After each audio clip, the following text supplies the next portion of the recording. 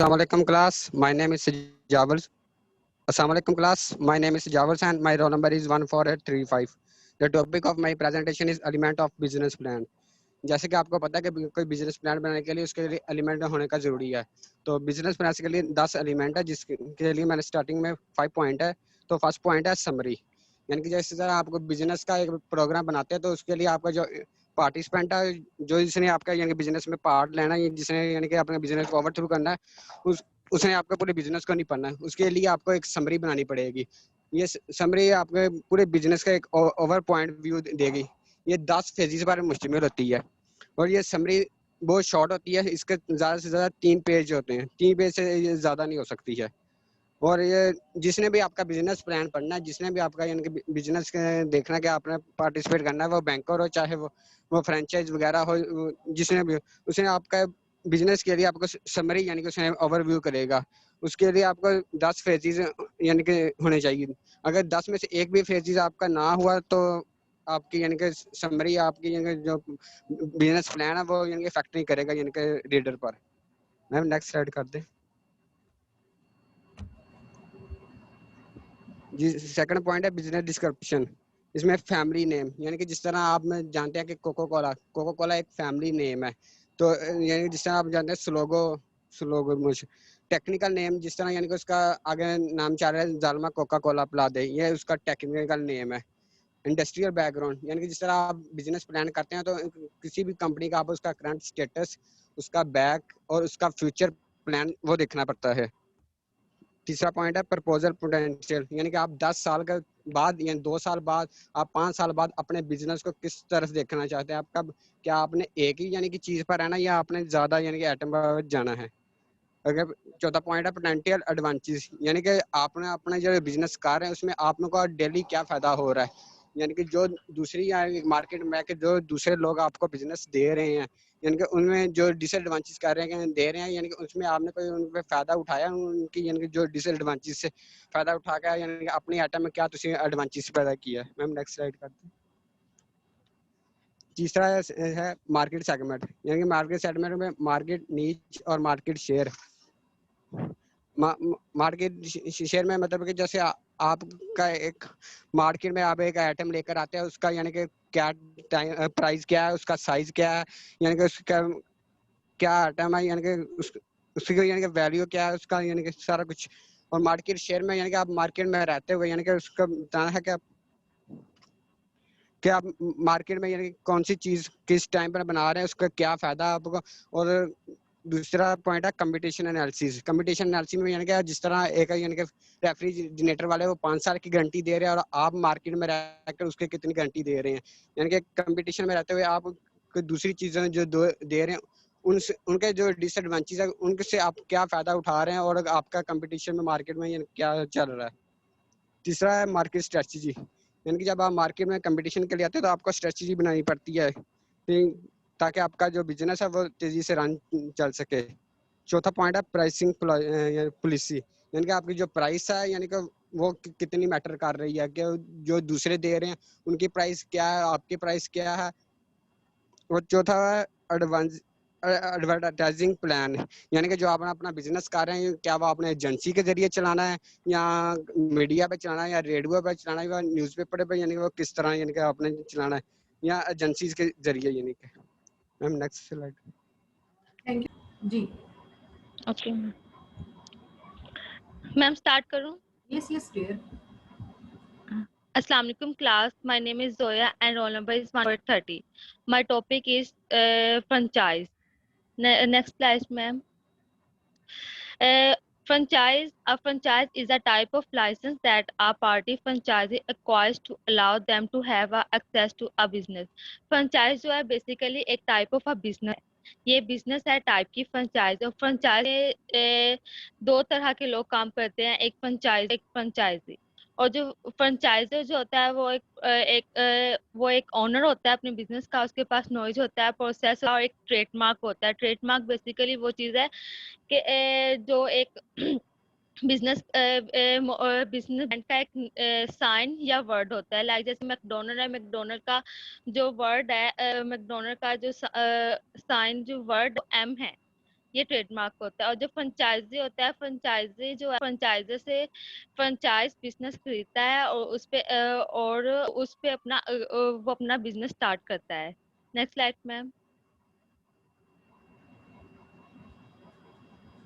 Franchise की second definition है, franchise है extremely common way of the doing business. Franchise जो है एक कॉमन वे बिजनेस बिजनेस स्टार्ट करने का। ये फ्रेंचाइज बिजनेस जो है बहुत इजी है, इसे आप इजीली अपने बिजनेस को स्टार्ट कर सकते हैं, क्योंकि आपको पहले प्रॉपर तरीके से आपको नॉलेज दी जाती है, आपको आइडियाज दिया जाता है इसके बारे में कि आप बिजनेस कैसे स्टार्ट करेंगे। फ्रेंचाइज एग्जांपल्स जो है वो ये है, इंक्लूड मैकडोनल्ड्स, सबवे, यूपीएस। जो लाइक कि अगर आप मैकडोनल्ड फ्रेंचाइज खरीदते हैं तो आप मैकडोनल्ड ही यूज करेंगे, मैकडोनल्ड की जगह सबवे यूज कर सकते हैं। Next slide ma'am. Next slide. Next है स्लाइड है एडवांटेज ऑफ फ्रेंचाइजिंग। फ्रेंचाइजिंग के जिस तरह के हर बिजनेस के एडवांटेज और डिसएडवांटेजेस होते हैं, इसी तरह फ्रेंचाइज के भी एडवांटेज और डिसएडवांटेज है। और फ्रेंचाइजी के फर्स्ट एडवांटेजेस है और ट्रेनिंग एंड गाइडेंस। ट्रेनिंग, जब हम फ्रेंचाइज में से खरीदते हैं तो हमें फ्रेंचाइज प्रॉपर तरीके से ट्रेनिंग भी दी जाती है और उसके बिजनेस के बारे में गाइडेंस भी दी जाती है, जिससे आप इजीली अपना बिजनेस रन कर सकते हैं। नेक्स्ट एडवांटेज है ब्रांड नेम अपील। जब आप कोई फ्रेंचाइज खरीदते हैं तो आप ब्रांड नेम देखते हैं कि इसका ब्रांड नेम का कितना आजकल ज्यादा चल रहा है, लोग ना इसके ऊपर फोकस करें, तो आप उसके मुताबिक आप अपना फ्रेंचाइज लेते हैं, जिससे आपका बिजनेस अच्छी तरह रन आउट होता है। नेक्स्ट डिजीज है अप्रूवन ट्रैक रिकॉर्ड। जब आप कोई फ्रेंचाइज खरीदने जाते हैं तो इससे पहले आप अपना उस ब्रांड का उस ब्रांड का पिछले 10 सालों का ट्रैक रिकॉर्ड देखे कि उसने अपना बिजनेस कैसे स्टार्ट किया और किस तरह उसका चल रहा है और किस तरह आगे आगे रन आउट हो रहा है। तो इससे आपको ज्यादा इजीली क्लियर हो जाएगा, अपने बिजनेस के लिए इजीली क्लियर हो जाएगा। और नेक्स्ट एडवांटेज है फाइनेंस असिस्टेंस। ये सबसे बड़ा एडवांटेज है, जब आप किसी से फ्रेंचाइज खरीदते हैं, फ्रेंचाइजर से कोई फ्रेंचाइज खरीदते हैं, तो आपको फाइनेंशियल असिस्टेंस देता है। आपको अगर कोई प्रोजेक्ट स्टार्ट करना चाहते हैं तो वो आपको उसे मनी पे करता है, आपको देता है, आपको फाइनेंशियली सिक्योर करता है। Next slide. शेयर हो रही है स्क्रीन दोबारा? बिस्मिल्लाह। जी मैम। चलिए बेटा बिस्मिल्लाह। स्टार्ट जी मैम, हो रही है शेयर। स्टार्ट करें बेटा। Bismillahirrahmanirrahim. Today my topic today my topic is benefits of business plan. As you can see, the first point, ma'am, next kar do. The first point, see the whole. You may go through each and every segment plan. जैसे कि जाहिर बात है, हम सबको पता है जब हम बिजनेस प्लान बनाते हैं तो उसके लिए आपको एक बिजनेस की एक बेटर पिक्चर, एक अच्छी स्ट्रेटजी, एक बेटर लुक शो करने के लिए एक प्रॉपर अलाइनमेंट मिल जाती है। वो अलाइनमेंट जो होती है वो स्ट्रेटजी एक्सपेंसेस से रिलेटेड होती है, एक्सपेंडिचर से रिलेटेड होती है। अलाइनमेंट हमें क्या देती है, बिजनेस पिक्चर दे देती है कि हमने कौन कौन से एक्सपेंसेस हैं जहां एक्सपेंडिचर को एक्सपेंड करना है और हमारा टारगेट क्या है, हमारे ऑब्जेक्टिव्स क्या है, हमारा फिक्स्ड अमाउंट क्या होनी चाहिए और हमारी कॉस्ट क्या है उसमें। कौन कौन से इसमें हम देखते हैं कि कौन कौन से एक्सपेंसेस होंगे जिसपे आप कॉस्ट एक्सपेंड करोगे और उससे बेनिफिट क्या मिलेंगे, और एक whole business plan picture draw कर लेते हैं। आपको अपने एक्सपेंडिचर के कॉस्ट का पता चल जाएगा, उससे प्रोडक्ट को ग्रो करने का पता चल जाएगा, कैसे डिवॉल्व करना है, प्रोडक्ट की चेन क्या है, चेन कैसे निकालनी है, एक प्रोडक्ट को ग्रो कैसे करना है, एलिमेंट्स क्या है, उससे कैपिटल कितना है, फाइनेंशियल इंस्टीट्यूशन का भी आपको पता चले, कौन सी इंस्टीट्यूशन है, कौन सी इंश्योरेंस है जो आपको लोन देगी, आपको इंश्योरेंस पॉलिसी वो हेल्प करेगी आपके बिजनेस प्लान में। ये सब छोटे छोटे ऑब्जेक्टिव्स हमें नजर आ जाते हैं एक जब हम बिजनेस प्लान बनाते हैं, उसके बेनिफिट्स में है ये। Next slide.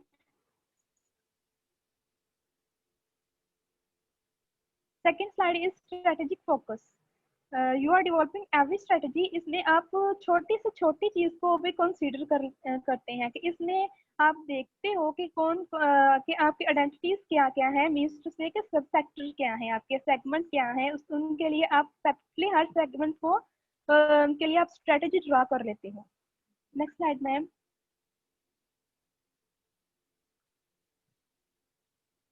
Third point is set priorities.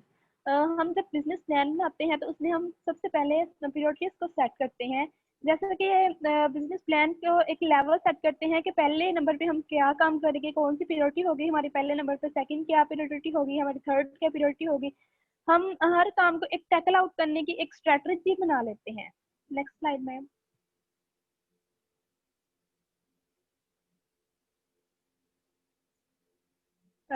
Fourth one is manage change.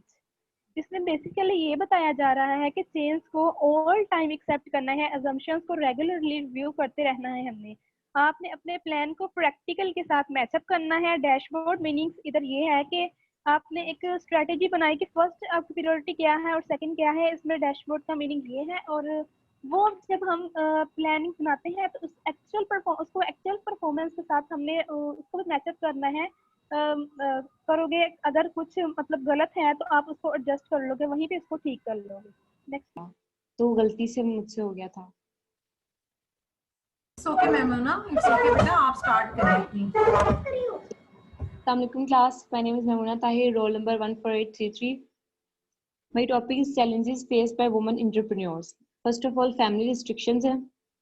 Family restriction में ये होता है कि मोस्टली जो फैमिलीज होती है ना, वो मतलब औरतों को इस लिहाज से मतलब हौसला अफजाई नहीं करती कि वो बाहर जाके किसी काम की तरफ मतलब मूव ऑन करें, कोई अपना बिजनेस करें या जॉब की तरफ जाएं।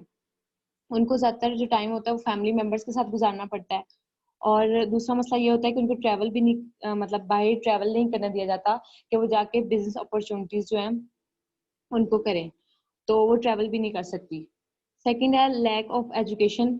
इसमें होता है कि वुमेन को हायर एजुकेशन की तरफ नहीं जाने दिया जाता। मोस्टली ऐसा होता है कि जो गांव मतलब जो गांव वाले एरियाज होते हैं उसमें औरत के लिए मिडिल तक पढ़ा दिया जाता है या मैट्रिक तक, उसके बाद नहीं पढ़ाया जाता।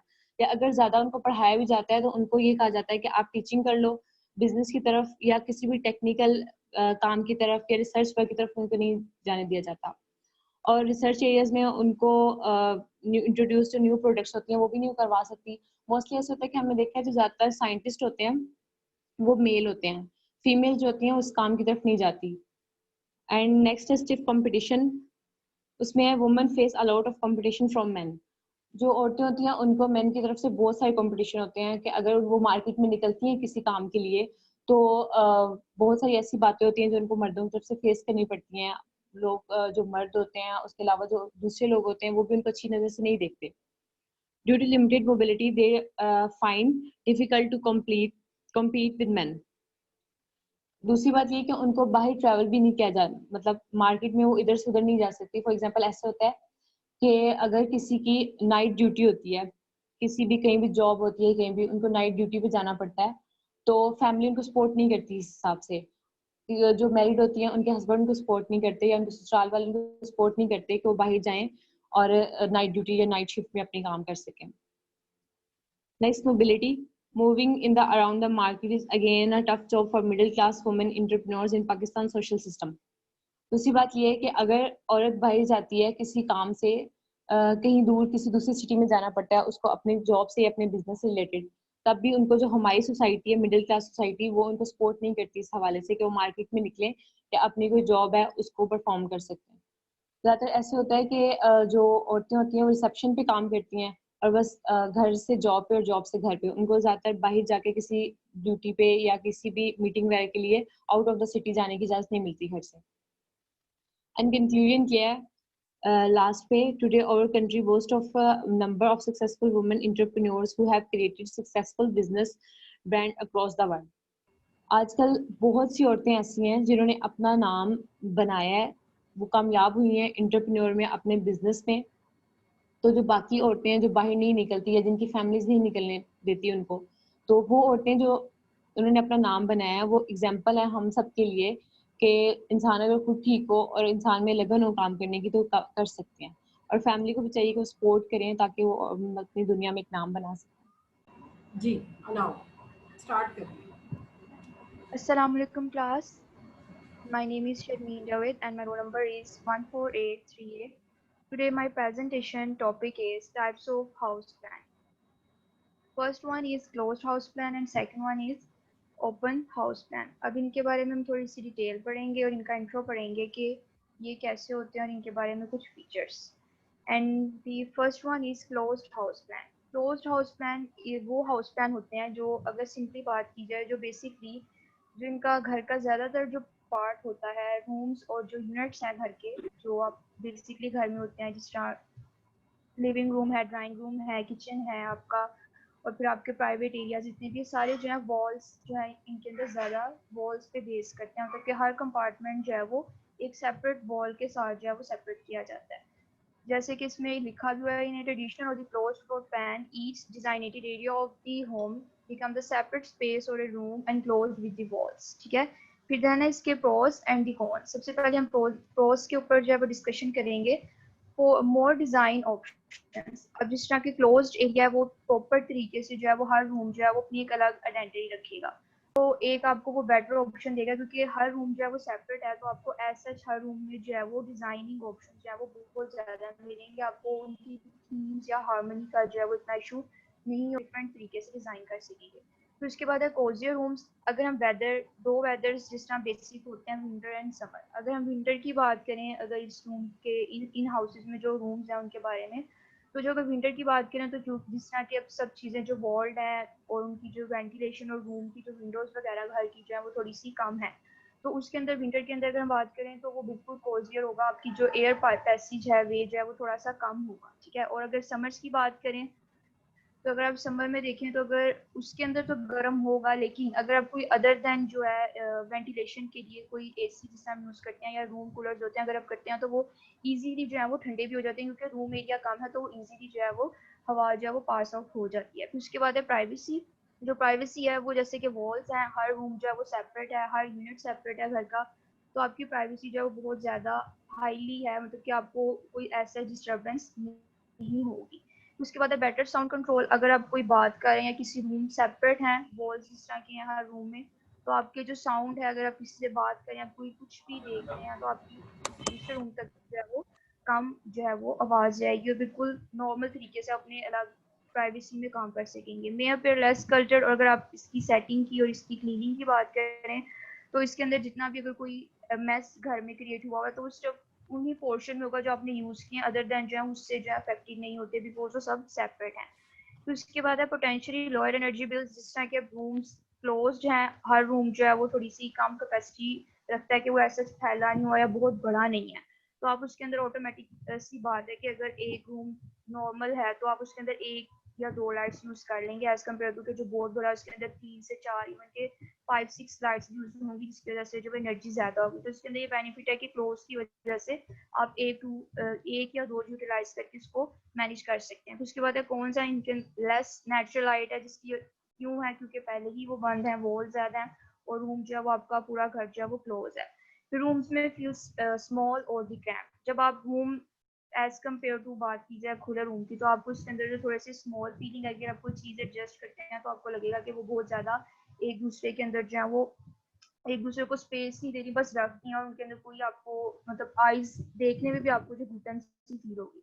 फिर उसके बाद no light line of sight. आप जिस पोर्शन में होंगे बस आपको वही एरिया दिखेगा और वही यूनिट दिखेगा, उसके अलावा आपको घर का कोई भी जो है एरिया नॉर्मली नहीं देख पाएंगे। फिर उसके बाद लेस एक्सेसिबल। आप जो है चीज़ों तक आपकी रसाई जो है वो कम होगी, मतलब अगर आप एक रूम में, अगर आपको दूसरे रूम में जाना है, उसके अलावा किसी रूम में जाना है, तो आपको चीज़ें हर रूम में उनके यूनिट्स के अकॉर्डिंग जाके जो है वो फाइंड आउट करनी पड़ेगी और वहाँ से लानी पड़ेगी, एज कम्पेयर टू अगर वो सामने पड़ी होती तो वो ज़्यादा जो है वो आपके लिए ईजी होता है। Potentially lower resale values. अगर रीजन टू रीजन बात करें या सिंपली भी अगर हम इधर बात करें पाकिस्तान के अकॉर्डिंग, तो जो क्लोज्ड हाउस प्लान है उनकी जो रीसेल वैल्यू है वो थोड़ी सी कम होती है। ठीक है, मतलब कि फिर डिपेंड करता है कि अगर ज़्यादा है तो उनकी अंदर जो है वो डिज़ाइनिंग और उनके ऊपर कितना इन्वेस्ट किया गया है और वो किस हिसाब से जो है वो डिज़ाइन किए गए हैं, बट उनकी जो वैल्यू है रीसेल वो कम होगी, बिकॉज हर किसी के लिए सूटेबल नहीं होते, तो वो उसको प्रेफर करेंगे कि वो ओपन जो है हाउस प्लान की तरफ मूव। चलो स्टार्ट कर लो। आयशा स्टार्ट। अस्सलाम वालेकुम class. My topic is type of house plan. हमारे पास हाउस प्लान में आ जाती हैं closed house plan, open house plan, vertical house plan. Vertical house plan में हमारे पास मल्टी लेवल प्लान होते हैं जिसमें हमारे पास स्टोरीज होती हैं, और हॉरिजॉन्टल हाउस प्लान में हमारे पास 1 स्टोरी प्लान होता है। उसके बाद multi family housing and attached housing. Ma'am next slide कर दें। Horizontal house plan. Horizontal house plan basically ये स्मॉल हाउस भी हो सकता है और लार्ज हाउस भी हो सकता है। इसमें आप भरा घर भी बना सकते हैं, मतलब कि एक कनाल का घर भी हो सकता है और 5 महले का घर भी हो सकता है। इसमें आप लोग की सिंगल स्टोरी होती है, इसमें आप लोग स्टेयर्स को अवॉइड करते हैं और जो सा आपका सारा कुछ होता है, जितने भी जोन्स होते हैं वो सिर्फ ग्राउंड फ्लोर पे होते हैं। इसमें आपको ज़्यादा से ज़्यादा स्पेस की ज़रूरत होती है और फैमिली मेम्बर्स आपकी इसमें बहुत थोड़े होते हैं और ये आप लोग जो ये घर बनाते हैं वो अपनी फैमिली नीड्स के अकॉर्डिंग बनाते हैं। Next slide.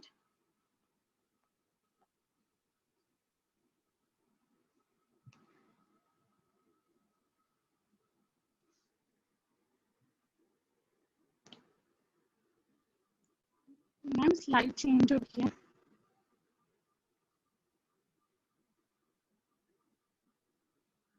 जो ये हाउस हॉरिजॉन्टल हाउस है ये हमारे काफ़ी पॉपुलर हैं, ये पहले स्टार्ट से काफ़ी ज़्यादा पॉपुलर हैं। Everything are on ground level. ये इसमें हर चीज़ हमारे पास ग्राउंड लेवल में होती है और वो असेसिबल भी होती है और कंफर्टेबल भी होती है। आपको इसमें ज़्यादातर ऊपर नीचे नहीं जाना पड़ता। इसमें ज़्यादातर आप ओपन हाउस बनाते हैं और इसमें आपको ये नहीं होता कि आप को छोटा घर बनाएं। इसमें आप बड़े से बड़ा घर भी बना सकते हैं। आप कोई भी मॉडर्न स्टाइल इसमें अडॉप्ट कर सकते हैं। इसमें आप ये नहीं कह सकते कि हमारे पास जगह थोड़ी थी। ये आप अपने फैमिली मेम्बर्स के अकॉर्डिंग बनाते हैं और जो आपके प्लॉट का साइज होता है उससे बनाते हैं। और इसमें एक बेसिक चीज़ ये होती है कि जब आपको सेल करना होता है तो ये इजीली सेल भी हो जाता है। और ये हमारे पास एक पिक्चर है वर्टिकल हॉरिजॉन्टल हाउस प्लान की। इसमें आप देख सकते हैं कि ये सिंपल एक वन स्टोरी है। मैं नेक्स्ट कर दें। जैसे कि आप ये देख सकते हैं कि इसमें आपके पास गैरेज भी है और उसके बाद किचन भी है, डाइनिंग भी है। आयशा, इसमें this is- आपके पास 4 आयशा, बेडरूम्स हैं। आयशा, यस इसको मैम। हम कहते हैं फ्लोर प्लान। ये जो आपके सामने इस वक्त है ना, ये फ्लोर प्लान है। Got my point? Yes ma'am, ये प्लॉट ठीक है। है, आपने जब इसको बताना है तो आपने ये बताना है कि this is the floor plan of single या हॉरिजेंटल। जो भी आप बता रही हो प्लान का, वो है हॉरिजेंटल प्लान का फ्लोर प्लान है। व्हाट? यस मैम, ये हमारे पास फ्लोर प्लान है। मैम नेक्स्ट कर दें।